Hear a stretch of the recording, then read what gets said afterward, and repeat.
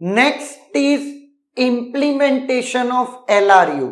जैसा कि हमने देखा था ऑप्टिमल फिजिबल नहीं था, FCF first in first out का अपना एक ड्रॉबैक था, नंबर ऑफ पेज फॉल्ट ज्यादा थे, तो कहीं ना कहीं LRU एक ऐसा पेज रिप्लेसमेंट पॉलिसी है जिसमें आपके पेज फॉल्ट क्या है, कंपैरेटिवली ऑप्टिमल से बराबर है। क्लियर है? ऑब्वियस है optimal one of the benchmark है, उतने तो कभी हो नहीं सकते, उतने कम है ना, उतने का मतलब ज्यादा वाला नहीं है, कम से कम वाला है। नाउ तो अब बात आती है LRU का इंप्लीमेंटेशन। तो दो तरीके से हम LRU को इंप्लीमेंट कर सकते हैं, one is using system clock और वन इज स्टैक। अगर मैं बात करता हूं सिस्टम क्लॉक की तो कैसे है, लेट एक पेज है P1 जो कि 10 पे रेफर हुआ था, देन P2 10 पे रेफर हुआ, देन P3 10-20 पे रेफर हुआ, देन अगेन P1 10-40-30 पे रेफर हुआ, है ना। इस तरीके से ये सारे पेजेस रेफर होते जा रहे हैं। क्लियर है? तो वो पेज जिसका क्लॉक टाइम सबसे ओल्डेस्ट है,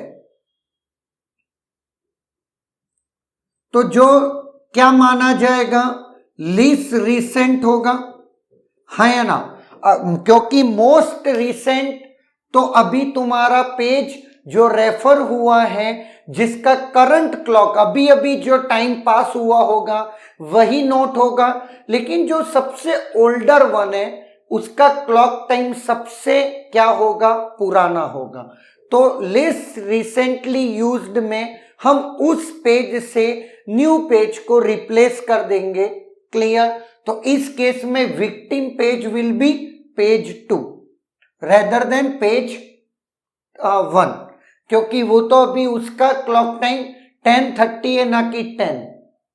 क्लियर है? तो सिस्टम क्लॉक तो ऑलरेडी आपकी चल ही रही है, तो आपको अलग से कोई ओवरहेड रिक्वायर्ड नहीं है।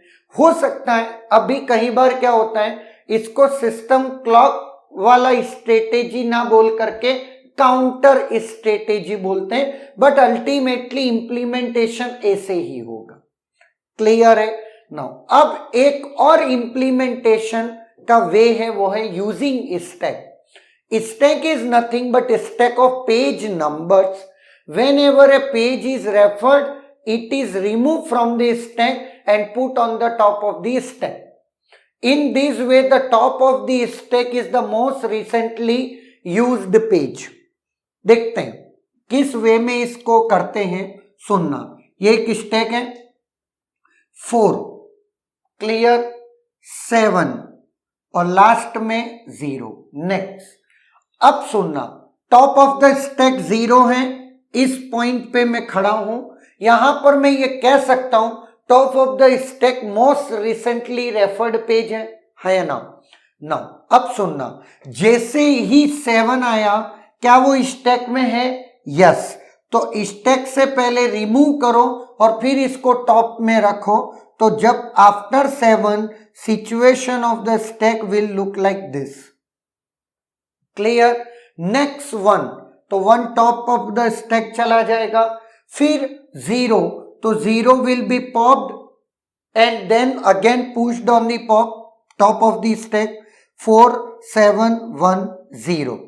नाउ इस पॉइंट पे अगेन आप कह सकते हैं top of the stack element is 0 which is the most recent page.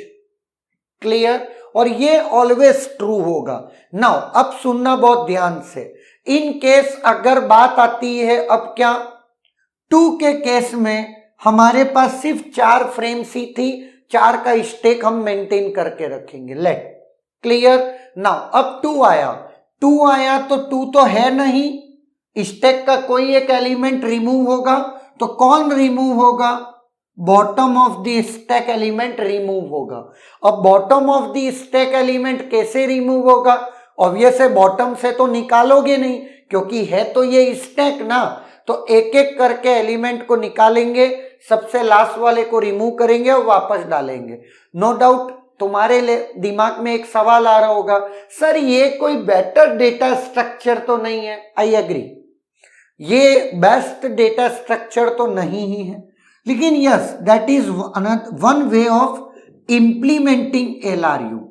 और जैसे ही 4 निकला 710 the status of the stack और 2 वापस से पॉप कर दिया, पुश कर दिया स्टैक में। नाउ 7 जैसे ही मिला उस केस में क्या होगा, 7 will be popped out, 1 0 2 7 and so on. Clear है?